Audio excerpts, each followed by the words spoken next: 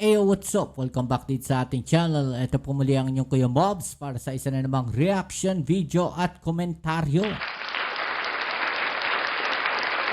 Welcome back dito sa Mobs Reaction TV at ngayon ay pag-uusapan natin mga kababayan, no? Ito nga pong ginawang pagsagot, no, nitong si PNP Chief, mga kababayan, Torre, dito po kaya VP Sara Duterte, mga kababayan, dahil no nakaraan, kung maalala natin, no, talaga namang binanatan o binatikos nitong si VP Sara Duterte ang mga makalumang estratehiya no ng PNP no sa pagsugpo sa krimen dito sa ating bansa, mga kababayan, no. Sa palagay ba ninyo, no, ito pong mga sinabi ni VP Sara Duterte dito kay General Torre, no, napapanahon ba na ihinto na ang police visibility, mga babayan? Pero sa tingin ko, mas maganda talaga ang police visibility dahil kung mapapanood natin sa mga balita ngayon, mga babayan, no, talagang ang bilis ng responde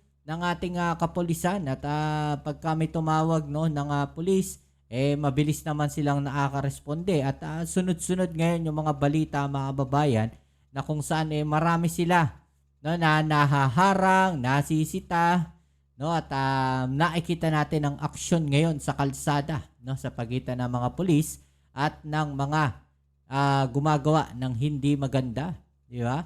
So yung police visibility, medyo maganda ang nagiging kinalalabasan, mga kababayan. Okay, so alamin natin itong ginawang pagsagot na to ni General Torre, no, dito po kay VP Sara Duterte, mga kababayan. Pero syempre, bago ang lahat, please don't forget to subscribe, like, share at comment dyan sa comment section. At pa-click na rin ang notification bell para ma-update kayo sa mga latest video uploads natin. Alright? Okay, so wag na natin patagalin to. Umpisahan na natin, no? Alamin natin, ano nga ba itong mga sinabi, no, netong si General Torre dito kay VP Sara Duterte, mga kababayan. Alright? Let's go!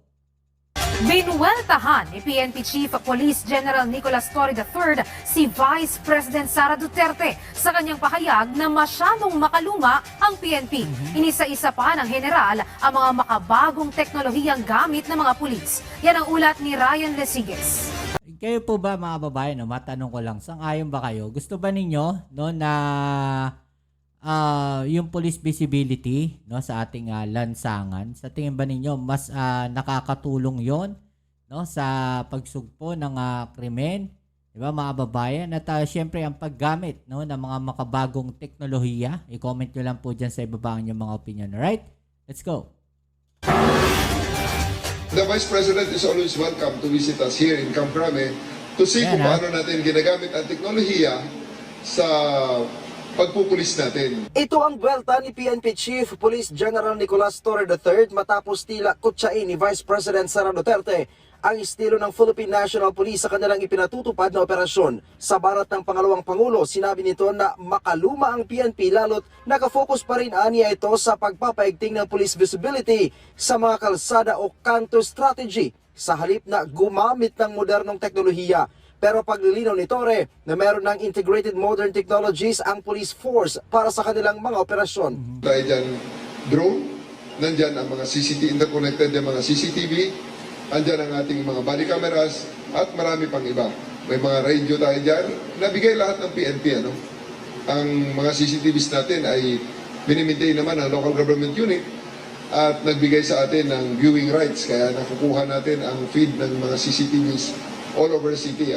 Sa kabila nito ay sinabi ng hepe ng pambansang pulisya na nirerespeto niya ang lahat ng opinyon kabilang na ang galing sa pangalawang Pangulo. Samantala, muling nagbabala si Torre na hindi siya mangingiming tanggalin ang mga pulis na hindi makakasunod sa 5 minutes response at hindi gagawin ng maayos ang trabaho. Kanina, inanunsyo ni Torre na kanyang inalis sa pwesto ang isang City Chief of Police sa lalawigan ng Rizal.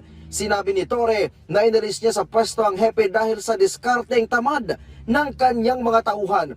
Hindi direktang tinukoy at ayaw ng pangaralan ni Torre ang nirelieve sa pwesto, pero ang Antipolo City lang ang nag-iisang city sa Rizal at bago rin ang kanilang hepe.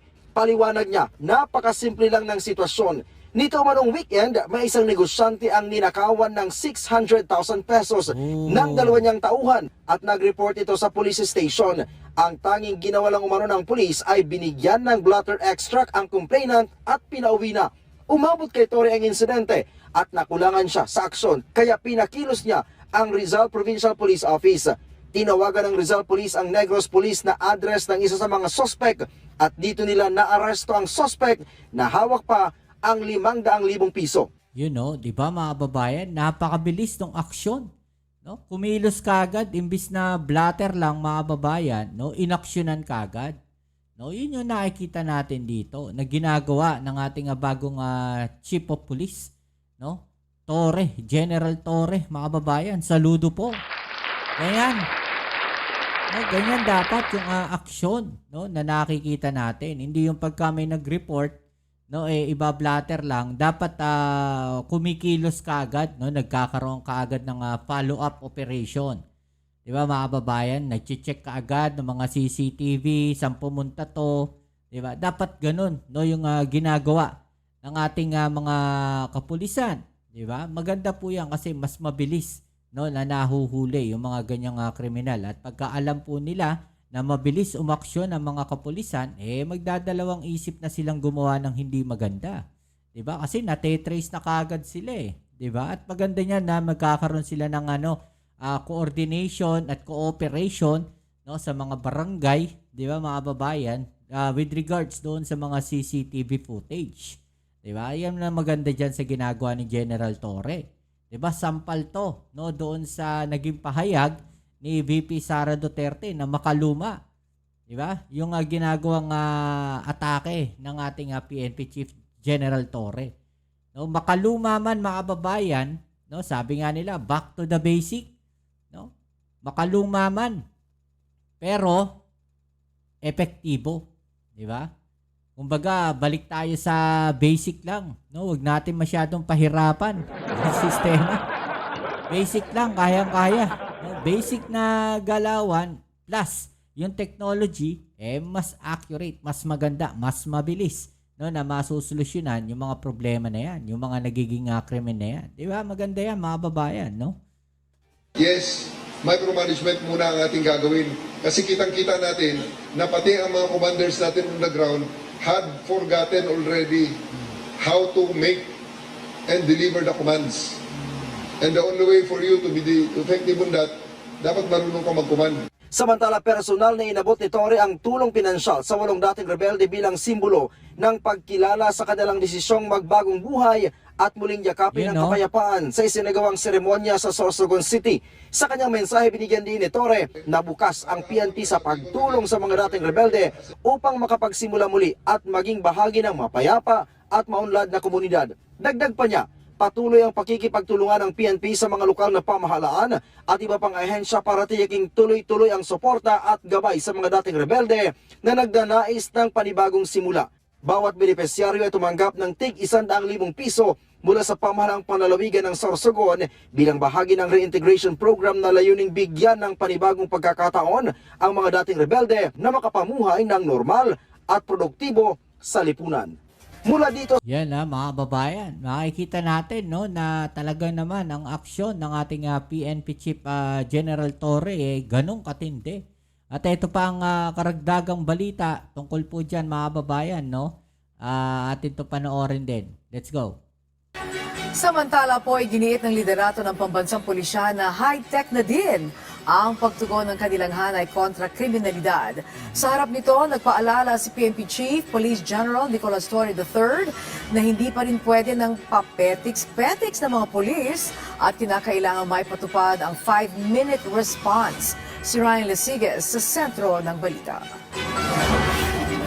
The Vice President is always welcome to visit us here in Camp Crame to see kung paano natin ginagamit ang teknolohiya sa pagpupulis natin. ito ang buwelta ni PNP Chief Police General Nicolas Torre III matapos tila kutsain ni Vice President Sara Duterte ang estilo ng Philippine National Police sa kanilang ipinatutupad na operasyon. Sa barat ng pangalawang Pangulo, sinabi nito na makaluma ang PNP lalo't nakafocus pa rin aniya ito sa pagpapaigting ng police visibility sa mga kalsada o kanto strategy. sa halip na gumamit ng modernong teknolohiya. Pero paglilinaw ni Torre na meron ng integrated modern technologies ang police force para sa kanilang mga operasyon. Dahil dyan, drone, nandyan ang mga interconnected na mga CCTV, andyan ang ating mga body cameras, at marami pang iba. May mga radio tayo dyan, nabigay lahat ng PNP. Ang mga CCTVs natin ay binimaintain naman ng local government unit at nagbigay sa atin ng viewing rights. Kaya nakukuha natin ang feed ng mga CCTVs all over the city. Sa kabila Yun yung sinasabi natin, no, na meron silang connection doon po sa CCTV, no, yung rights, 'di ba, doon sa mga CCTV footage ng mga bawat LGU sa mga barangay, mga babayan. Mas the best yun. ito ay sinabi ng hepe ng pambansang pulisya na nirerespeto niya ang lahat ng opinyon kabilang na ang galing sa pangalawang pangulo. Samantala, muling nagbabala si Torre na hindi siya mangingiming tanggalin ang mga pulis na hindi makakasunod sa 5 minutes response at hindi gagawin ng maayos ang trabaho. Kanina, inanunsyo ni Torre na kanyang inalis sa pwesto. Ayan, mga kababayan, no, ganyan po katindi ang naging aksyon, no, na naging kilos, no, ng ating Chief PNP General Torre. Okay, so yan yung hamon niya kaya VP Sara Duterte, mga babayan, na pumunta, no, diyan po sa Krame at tignan kung ano yung mga makabagong teknolohiya, no, na ginagamit ng PNP sa pagsugpo, no, sa paglaban ng kriminalidad dito sa ating bansa. Anong masasabi niyo diyan, mga kababayan? I-comment sa ibaba ang mga opinion na ating yung pag-usapan. Alright?